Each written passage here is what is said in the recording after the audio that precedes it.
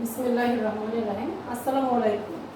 সালেহা ইসলাম সরকারি বালিকা উচ্চ বিদ্যালয়ের অনলাইন স্কুল কার্যক্রমে আমি সবাইকে স্বাগত জানাচ্ছি। আমি জেসমিন আক্তার, সহকারী শিক্ষক গণিত, সালেহা ইসলাম সরকারি বালিকা উচ্চ বিদ্যালয়, সিরাজগঞ্জ। শিক্ষার্থী বন্ধুরা, আশা করি তোমরা সবাই ভালো আছো। গত ক্লাসে আমরা গতদিন তোমাদের সাথে সমান্তর ধারা নিয়ে আমরা ক্লাস নিয়েছিলাম, সমান্তর ধারা সম্পর্কে। তো আজকে আমরা তোমাদের সাথে গুণোত্তর ধারা নিয়ে আলোচনা করব। এটি তোমাদের বইতে 13.2 অনুশীলনীতে গুণোত্তর ধারা আছে। 13.2 অনুশীলনীতে গুণোত্তর ধারা। গুণোত্তর ধারা আমাদের আজকে আলোচ্য বিষয় হচ্ছে গুণোত্তর ধারা। এক্সারসাইজ হচ্ছে 13.2। তো শিক্ষার্থী বন্ধুরা, তোমাদের নিশ্চয়ই মনে আছে গত ক্লাসে আমরা প্রথমত ধারা নিয়ে আলোচনা করেছিলাম। ধারা বলেছিলাম যে কতগুলো সংখ্যা যদি এমনভাবে সাজানো থাকে যে পাশাপাশি পদগুলোর মধ্যে একটি সম্পর্ক বিদ্যমান থাকে এবং এই সংখ্যাগুলোকে যদি প্লাস চিহ্ন দ্বারা সংযুক্ত করা হয় তবে তাকে বলা হয় ধারা। এই ধারার মধ্যে আমরা দুরকম বলেছিলাম, একটি সমান্তর ধারা, একটি গুণোত্তর ধারা। সমান্তর মানে সম অন্তর বিশিষ্ট আর কি, পদগুলো পরপর সমান পার্থক্য বিদ্যমান থাকবে। গুণোত্তর ধারারও একটি উদাহরণ দিয়েছিলাম তোমাদের, যেমন 3 + 9 + 27, এটা একটা ধারা, এটা একটি ধারা। এই ধারাতে দেখা যাচ্ছে 3 + 9 + 27। এই ধারার যে প্রথম পদ সেটি হচ্ছে 3। প্রথম পদটি শিক্ষার্থী বন্ধুরা কত? 3। আর দ্বিতীয় পদটি কত? দ্বিতীয় পদটি হচ্ছে 9। তারপরে পদটি 27। তো আমি যদি এখানে বলি যে পাশাপাশি পার্থক্য কি সমান করে দেখাতে পারবো? না, পার্থক্য তো সমান হচ্ছে না, তাহলে নিশ্চয়ই অন্য কোনো সম্পর্ক বিদ্যমান। কি সম্পর্ক বিদ্যমান? আমরা দেখতে পাচ্ছি 3 এবং 9, অর্থাৎ যদি বলি যে 9 এবং 3 এদের অনুপাত কত? দ্বিতীয় পদ এবং প্রথম পদের অনুপাত। দ্বিতীয় পদ অনুপাত প্রথম পদ সমান কত? 9:3 সমান হচ্ছে 3:1। আবার যদি আমি বলি তৃতীয় পদ অনুপাত দ্বিতীয় পদ, তৃতীয় পদ অনুপাত হচ্ছে দ্বিতীয় পদ, তার এটি হচ্ছে 27:9 সমান হচ্ছে 3:1। তবে শিক্ষার্থীরা দেখো, এখানে আমার দ্বিতীয় পদ এবং প্রথম পদের অনুপাত 3:1, তৃতীয় পদ এবং দ্বিতীয় পদের অনুপাত 3:1। এভাবে যদি কোনো ধারায় দেখা যাচ্ছে যে কোনো একটি পদ এবং তার পূর্ববর্তী পদের অনুপাত, কোনো একটি পদ এবং তার পূর্ববর্তী পদ, এদের অনুপাত যদি একটি নির্দিষ্ট সংখ্যা হয় সবসময়, তাহলে সে ধারাটি হবে গুণোত্তর ধারা। সে ধারাটিকে আমরা বলবো গুণোত্তর ধারা। তাহলে আমাদের বোর্ডে লেখা যে ধারাটি, এটি একটি গুণোত্তর ধারা। তো গুণোত্তর ধারাতে আমাদের যেমন সমান্তর ধারায় আমাদের কিছু সূত্র ছিল, ফর্মুলা ছিল, এখানেও এরকম কিছু সূত্র আছে। তো গুণোত্তর ধারার যদি প্রথম পদ ধরলাম কোনো একটি ধারার, কোনো গুণোত্তর ধারার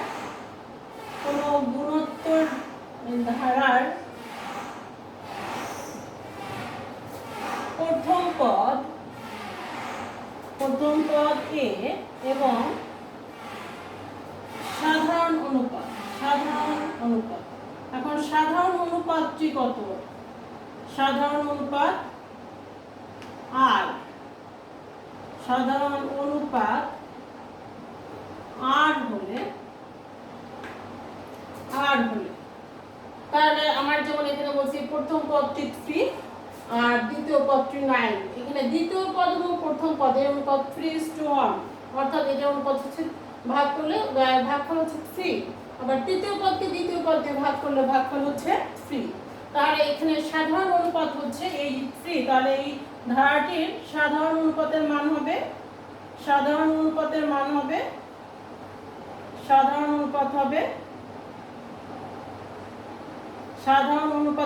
হবে থ্রি। তাহলে আমি যদি সাধারণ অনুপাত r হয়, তাহলে আমরা কি দেখতে পাচ্ছি? যেমন এখানে সাধারণ অনুপাত 3, প্রথম পদ a, দ্বিতীয় পদ হয়েছে 3 × 3 মানে 9। তৃতীয় পদ হয়েছে কত 9 গুণন 3। তাহলে আমার যদি এইরকম হয় প্রথম পদ a সাধারণ অনুপাত r, তাহলে ধারাটি কেমন হবে? ধারাটি হবে a plus ar plus ar square plus ar cube, এরকম চলতে চলতে আমার n তম পদ পর্যন্ত যাবে। তাহলে আমার প্রথম পদ a, দ্বিতীয় পদ ar, তৃতীয় পদ ar স্কয়ার এবং চতুর্থ পদ হচ্ছে ar কিউব। তো প্রথম পদে দেখো r এর পাওয়ার হচ্ছে, আমার প্রথম পদকে যদি ভাঙাই, প্রথম পদ a, শিক্ষার্থী বন্ধুরা দেখো প্রথম পদ a, এর সাথে কিন্তু r নেই, তাই না? r নেই মানে কি? r নেই মানে r এর পাওয়ার কত? 0। r এর পাওয়ার হচ্ছে 0।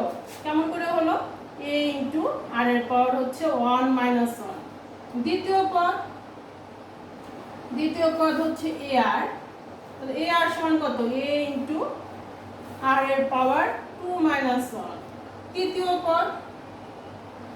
তৃতীয় পদ হচ্ছে ar স্কয়ার, তার মানে হচ্ছে a r এর পাওয়ার হচ্ছে 3 মাইনাস 1, r এর পাওয়ার হচ্ছে 3 মাইনাস 1। তাহলে চতুর্থ, তাহলে আমার সুতরাং ধারাটির n তম পদ কত হবে? ধারাটির n তম পদ, ধারাটির n তম পদ কত হবে? আমরা দেখতে পাচ্ছি প্রথম পদ যখন হচ্ছে a r এর পাওয়ার 1 মাইনাস 1, এখানে n এর মান হচ্ছে 1। দ্বিতীয় পদ যখন হচ্ছে 2 নম্বর পদ, তখন a r এর পাওয়ার 2 মাইনাস 1, তার মানে এখানে n কত? এখানে শিক্ষার্থীরা এখানে n এর মান হচ্ছে 2। আবার তৃতীয় পদ যখন হচ্ছে a r স্কয়ার, এটাকে আমি লিখছি a r কিউব মাইনাস 1, তো এখানে আমার n এর মান কত? 3, n এর মান হচ্ছে 3। তাহলে ধারাটির n তম পদ যখন হবে, আমার এই 1 2 3 এগুলো কি হয়ে যাবে? n হয়ে যাবে। তাহলে n তম পদ হবে a r to the power n minus 1। দেখা যাচ্ছে a r এর পাওয়ার হচ্ছে n মাইনাস 1। এটি কোনো গুণোত্তর ধারার n তম পদ বা সাধারণ পদ নির্ণয়ের একটি সূত্র হিসাবে আমরা মনে রাখবো। এটা হচ্ছে একটা সূত্র, n তম পদের একটি সূত্র। তো আমরা এটাকে সূত্র হিসাবে n তম পদ হচ্ছে ar to the power n minus 1। তো শিক্ষার্থীরা নিশ্চয়ই বুঝতে পেরেছে আমাদের গুণোত্তর ধারার পদের সাধারণ অনুপাত হচ্ছে r এবং প্রথম পদ যদি a হয়, তাহলে ধারাটির n তম পদ হবে ar to the power n minus 1। আমরা এখন এটা দিয়ে একটা প্রবলেম সলভ করব, যে এটারই আমরা একটি উদাহরণ দেখতে পারি। এটাই আমরা করতে পারি যে আমার বোর্ডে একটি ধারা তো লেখাই আছে, বোর্ডে যে ধারাটা লেখা আছে এটা দিয়েই যদি আমরা করি,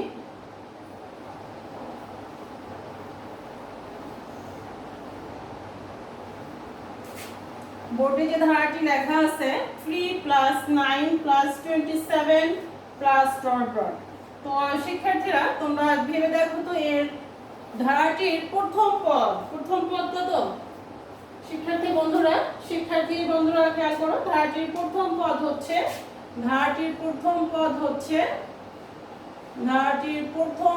প্রথম পদকে আমরা কি দিয়ে লিখেছিলাম? a। মানে প্রথম পদ a সমান 3। ধারাটির সাধারণ অনুপাত, আমরা বলেছি গুণোত্তর ধারার সাধারণ অন্তর থাকে না, সাধারণ অনুপাত থাকে। সাধারণ অনুপাতকে আমরা r দিয়ে প্রকাশ করি, অনেক সময় এটি q দিয়েও লেখা হয়, তোমাদের বইতে এটা r দিয়ে আছে, আমরা r দিয়ে লিখলাম। অনুপাত r হচ্ছে রেশিও আর কি। তো অনুপাত সমান হচ্ছে তোমার 9/3 সমান হচ্ছে 3। তাহলে আমি প্রশ্ন করলাম যে এই ধারাটির প্রশ্নটা লিখে দেই, ধারাটির 10তম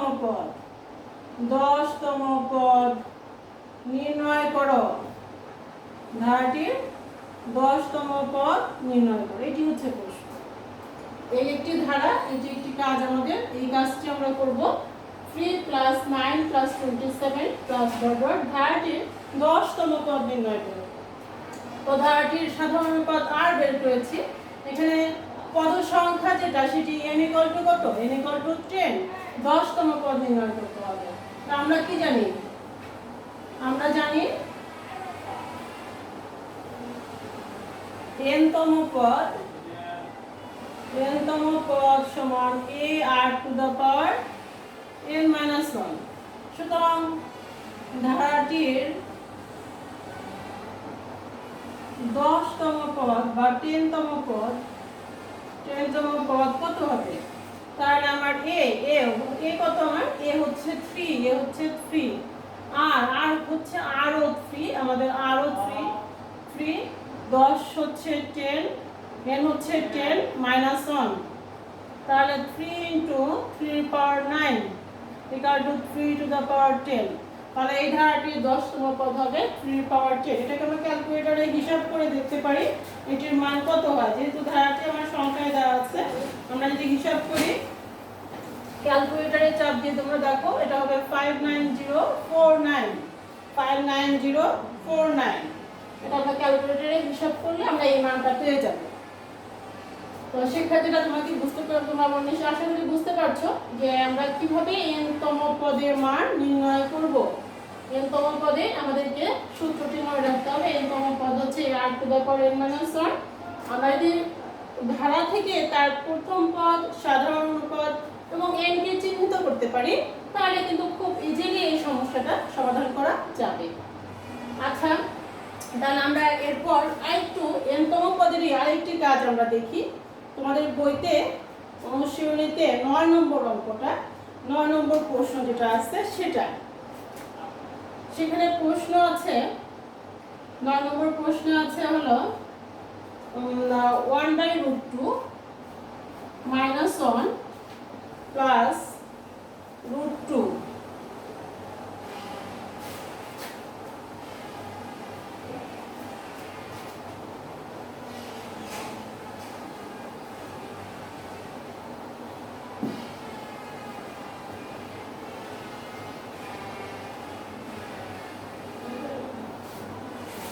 প্লাস √2 মাইনাস এই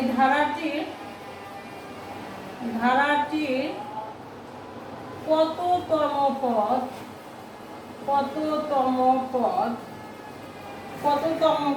হবে 8√2 হবে। কততম পদ এখানে হবে 8√2। কততম পদ 8√2 হবে, এটা হচ্ছে প্রশ্ন। এই ধারাটির কততম পদ 8√2? বন্ধুরা খেয়াল করো, আমাদের ওখানে আগের প্রশ্নটিতে দেওয়া ছিল n এর মান দেওয়া ছিল যে ধারাটির 10তম পদ নির্ণয় করো, আমাকে এই পদটি নির্ণয় করতে বলেছিল। আর এখন পদটি দেওয়া আছে, প্রশ্ন করা হয়েছে এই পদটি কত নম্বর পদ, তার মানে n এর মান আমরা নির্ণয় করব। তো এখানে আমাদের একই রকম ধারাটির প্রথম পদ কত? ধারাটির প্রথম পদ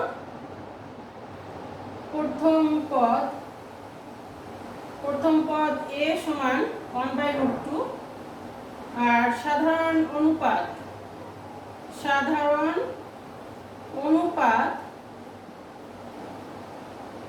r সমান, r এর মান আমরা বের করব দ্বিতীয় পদ -1 ভাগ 1/√2, তার মানে কত? -√2। আমরা সাধারণ অনুপাতটিকে বের করে নিলাম, প্রথম পদ a 1/√2, দ্বিতীয় পদ আছে -1। তো সাধারণ অনুপাতের সূত্র অনুযায়ী যে পরবর্তী পদকে পরবর্তী পদ দিয়ে ভাগ দিতে হবে, আমরা সাধারণভাবেই দ্বিতীয় পদকে প্রথম পদ দিয়ে ভাগ দিয়ে থাকি, ভাগ দিলাম -√2 হলো। তো এখানে প্রশ্ন করেছে কততম পদ 8√2। তো আমি ধরে নেই, উপরে লিখছি, আমরা ধরি n তম পদ সমান 8√2। n তম পদ সমান 8√2। তাহলে n তম পদ 8√2, তাহলে n তম পদের সূত্র লিখি আমরা a r to the power n minus 1 equal to 8√2। n তম পদ 8√2, কিন্তু আমরা একটু আগে n তম পদের সূত্র শিখেছি a r to the power n minus 1 সমান 8√2। তাহলে এখানে আমি মান বসিয়ে দিই। এর মান a হচ্ছে আমার 1/√2, আর হচ্ছে আমার -√2, এর পাওয়ার হচ্ছে n-1 ইকুয়াল টু 8√2। আমরা মান বসিয়ে দিলাম, তো এর মান a এবং আর এর মান বসিয়ে দিলাম, a এবং r এর মান বসিয়ে দিলাম। a 1/√2 আর হচ্ছে -√2, এর পাওয়ার হচ্ছে n-1 করলে 8√2।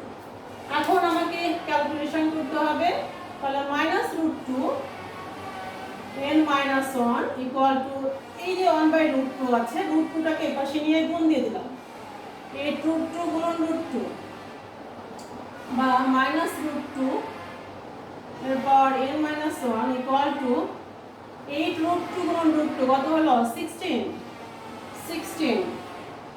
বা -√2 এর পাওয়ার হচ্ছে n-1। এখন খেয়াল করতে হবে, আমরা এখন সেই তোমাদের সূচকের অধ্যায় মনে আছে নিশ্চয়ই, তোমরা 4.1 সূচক শিখেছিলে। এখানে আমার যে ভিত্তি হচ্ছে √2, ভিত্তি হচ্ছে √2 -√2 আর সূচক হচ্ছে n-1। আমাকে এখানে 16 কে √2 এর সূচক দিয়ে এটাকে ভাঙাতে হবে। তো শিক্ষার্থী বন্ধুরা খেয়াল করো, 16 সমান কত? 16 সমান 2 টু দ্য পাওয়ার 4, 16 সমান 2 টু দ্য পাওয়ার 4। তাহলে আমি যদি এটাকে √2 এর পাওয়ার দেই তাহলে কত দিতে হবে? 8 দিতে হবে। √2 এর পাওয়ার দিয়ে 8 দেই তাহলে তো 16 হয়ে যাচ্ছে। তাহলে আমরা এটার পরিবর্তে কি দিতে পারি? √2 এর পাওয়ার 8 দিতে পারি। এখানে আরেকটি কথা, সেটি হচ্ছে আমার এখানে মাইনাস আছে, এখানে পাওয়ারটি জোড় সংখ্যা আছে, সুতরাং আমি যদি এখানে মাইনাস দেই তাহলে কিন্তু কোনো ক্ষতি নেই। মাইনাসকে যদি পাওয়ার করি, -1কে যদি 8 পাওয়ার করি প্লাসই হবে, তার মানে এটাকে যদি আমি 8 বার গুণ করি -√2 কে, আমার রেজাল্ট হবে 16। তাহলে আমি এখন সূচকের নিয়মে আমরা একটি সূত্র শিখেছিলাম যে a to the power x equal to, যদি a to the power y হয় তাহলে x ইকুয়াল টু y। আমরা এটা শিখেছিলাম যে a to the power x equal to a to the power y হলে x ইকুয়াল টু y। তাহলে এখান থেকে আমার এই যে এটাই a এটাই a, অর্থাৎ ভিত্তি দুটো একই আছে, তাহলে নিশ্চয়ই পাওয়ার দুটো সমান হবে। ভিত্তি যেহেতু একই আছে তাহলে পাওয়ার দুটো সমান হবে।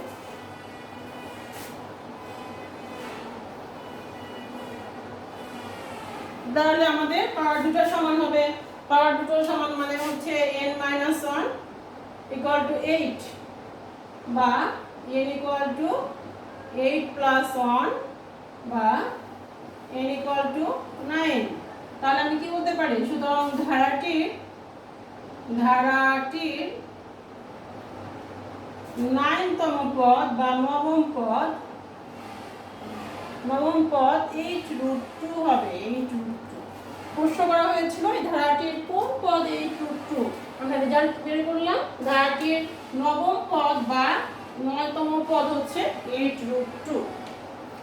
শিক্ষার্থী বন্ধুরা নিশ্চয়ই তোমরা বুঝতে পেরেছো। এখানে আমাদের দেখো গণিত এমন একটি বিষয় যার সাথে অন্যান্য আগের পরবর্তী পাশের কিছু মানে ব্যবহার থাকে। আমরা এখানে সূচক ব্যবহার করেছি, এটা আমাদের আগে থেকে জানা আছে, আমরা সেটা ব্যবহার করলাম। সুতরাং আমাদেরকে এই একটার সাথে একটা সম্পর্ক থাকে গণিতের। তাহলে n-তম পদ 8√2 হয়ে গেল।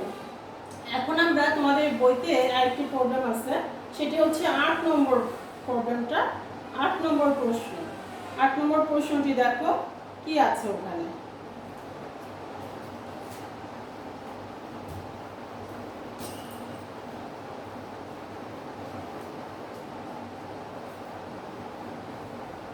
আট নম্বর প্রশ্নটি তোমরা দেখো বইতে যে ওখানে কি আছে।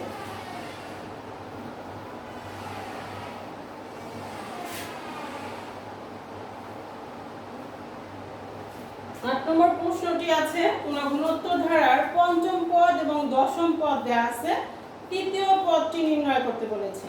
কোন গুণোত্তর ধারার পঞ্চম পদ এবং দশম পদ দেয়া আছে, তৃতীয় পদ নির্ণয় করতে হবে।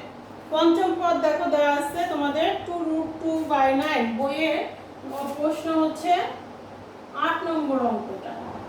তো আমি ধরি ধারাটির প্রথম পদ a এবং সাধারণ অনুপাত আর। তাহলে প্রশ্ন মতে প্রশ্ন মতে পঞ্চম পদ বলেছে। শিক্ষার্থী বন্ধুরা, তোমাদেরকে একটু আগে আমরা শিখিয়েছি n-তম পদের সূত্র a r⁻n-1। তাহলে পঞ্চম পদ কি হবে? পঞ্চম পদ a r⁻ কত 5-1 ইকুয়াল টু দেয়া আছে তোমাদের, এটা হচ্ছে 2√3/9, বা এটাকে আমি যদি আরেকটু হিসাব করে দেখি a r⁴ ইকুয়াল টু 2√3/9। এটা হচ্ছে আমার একটা সমীকরণ। আরেকটি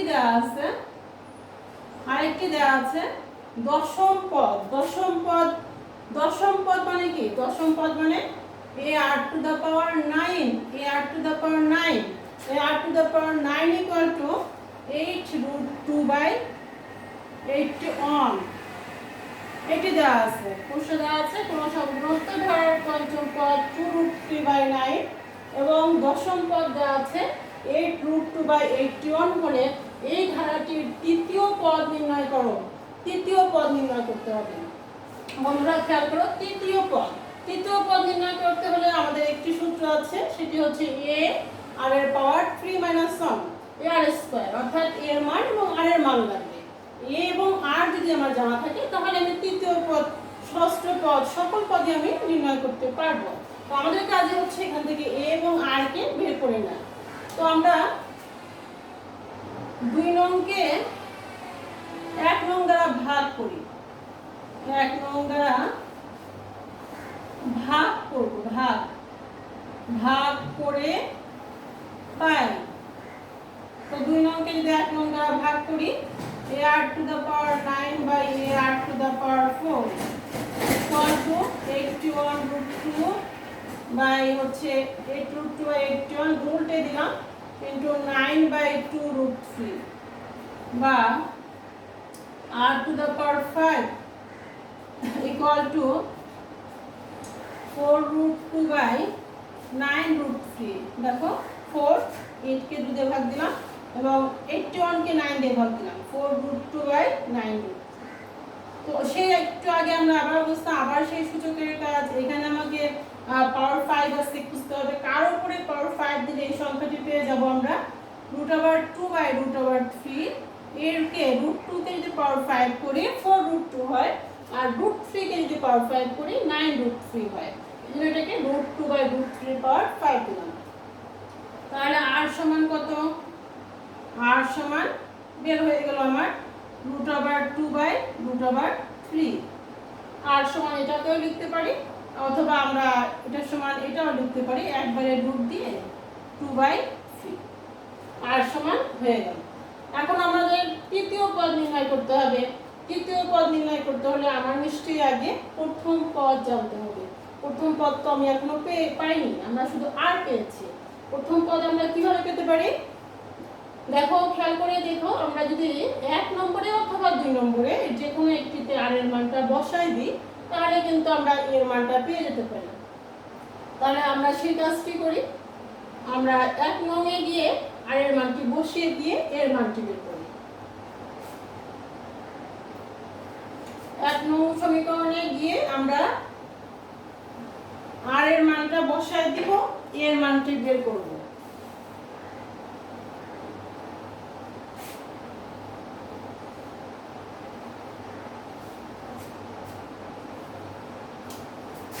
তাহলে 1 নংয়ে আমরা কার মান বসাবো? r এর মান বসিয়ে পাই। r এর মান বসিয়ে পাই। 1 নংয়ে যদি r এর মান বসিয়ে পাই তাহলে a r হচ্ছে √2/3 এর পাওয়ার হচ্ছে 4 ইকুয়াল টু 2√3/9 আমরা বসাই দিলাম।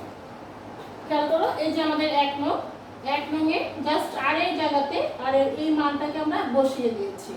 এখন আমরা হিসাব করে এর মানটা বের করে নেব, এটাই আমাদের কাজ। তাহলে আমরা তৃতীয় পদটি পেয়ে যাব।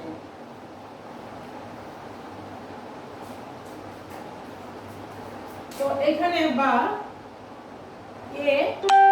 এখানে √2/3 এর পাওয়ার 4 করলে কত হচ্ছে? 4/9 ইকুয়াল টু 2√3 3/9 বা a সমান 2√3/9 ইন্টু 9/4 বা তার মানে হচ্ছে a সমান 4 আর 9 আমরা ভাগ দিয়ে ফেলতে পারি 2 দিয়ে কাটলে √3/2 a সমান √3/2। শিক্ষার্থী বন্ধুরা খেয়াল করো, দেখো আমাদের r এর মানও আমরা পেয়ে গিয়েছি, a এর মানও পেয়ে গিয়েছি। এখন আমাদের আর কোনো সমস্যা নেই, আমাদের যেটা বের করতে বলবে, যততম পদই বের করতে বলুক আমরা এখন করতে পারবো। তাহলে আমার সুতরাং ধারাটির কততম পদ বের করতে বলেছে? তৃতীয় পদ। ধারাটির তৃতীয় পদ, ধারাটির তৃতীয় পদ। তাহলে আমার সূত্র সেই a r⁻³ - 1। ধারাটির তৃতীয় পদ, তৃতীয় পদ সমান a r⁻³ - 1 equal to ar²। এখন আমি এখানে মান বসাই দিই। a আমার কত বন্ধুরা খেয়াল করো, a হচ্ছে আমার √3/2। আর কত? আর হচ্ছে √2/3, তার উপর আছে স্কয়ার দিয়ে দিলাম। তাহলে কত হয়ে যাচ্ছে? এটা √3/2 ইন্টু 2/3। তো এখন এটাকে যদি আমরা ভাগ করি, গুণ ভাগ করি, কত হবে? 1/√3। তাহলে আমরা পেয়ে গেলাম এই ধারাটির তৃতীয় পদ 1/√3। তো খেয়াল করো, আমাদের প্রথমেই কাজ হচ্ছে আমরা n-তম পদ নির্ণয়ের সূত্র শিখেছি ar⁻n - 1। তাহলে আমাকে খেয়াল করতে হবে যে আমাকে যেটি নির্ণয় করতে বলেছে তার নির্ণয় করতে হলে আমার কোন জিনিসগুলো, কোনগুলোর মান লাগবে এবং তার মধ্যে কোনটা আছে কোনটা নাই সেগুলো আমরা হয়তো বের করে নিব। তো এখানে আমরা প্রথমে আর এর মান বের করলাম, তারপরে এর মান বের করলাম। এখন আমি তৃতীয় পদের সূত্র বসিয়ে তৃতীয় পদটি নির্ণয় করলাম। বন্ধুরা খেয়াল করে, এখন যদি আমি তোমাদেরকে বলি যে ধারাটির সপ্তম পদ নির্ণয় করো, এই ধারাটির সপ্তম পদ নির্ণয় করো, তাহলে কিন্তু আমার এইটুকু পর্যন্ত একই থাকবে। সপ্তম পদ এসে ar⁻7 - 1 ar⁻6 হবে। আমরা ক্যালকুলেশন করে সপ্তম পদ আমরা বের করতে পারবো। যাই হোক শিক্ষার্থীরা, আমাদের আজকের যে পাঠ ছিল, এই পাঠের মধ্যে আমরা মূলত গুণোত্তর ধারা কি, তার সাধারণ অনুপাত কিভাবে বের করতে হয় এবং তার কোনো নির্দিষ্টতম পদ n-তম পদের সূত্রটি কিভাবে আসলো এবং n-তম পদ নির্ণয়ের সূত্রের ব্যবহার আমরা কিভাবে এটা সূত্রটি ব্যবহার করব, এটি আমাদের শিক্ষণীয় বিষয় ছিল। তো তোমাদের যেটুকু আমরা পাঠ শিখালাম তার মধ্যে থেকে তোমরা তোমাদের বইয়ের অনুসরণের 1 থেকে 10 নম্বর পর্যন্ত তোমাদের বাড়ির কাজ থাকবে। তোমরা বাড়ির কাজটি লিখে নাও। বাড়ির কাজ হচ্ছে, বাড়ির কাজ অনুসরণের 13.2 এর 1 থেকে 10 আমি যতটুকু শিখিয়েছি এর মধ্য থেকে এই সূত্রগুলো ব্যবহার করে তোমরা এই 1 থেকে 10 পর্যন্ত সবগুলো সমস্যার সমাধান করতে পারবে বলে আশা করি। তো সে পর্যন্ত আমরা আগামী ক্লাসের অপেক্ষায় থাকি। সে পর্যন্ত সবাই ভালো থাকো, সুস্থ থাকো। সবার সুস্থতা কামনা করে আমি সবাইকে আবারও আন্তরিক ধন্যবাদ জানিয়ে আজকের পাঠ এখানেই শেষ করছি।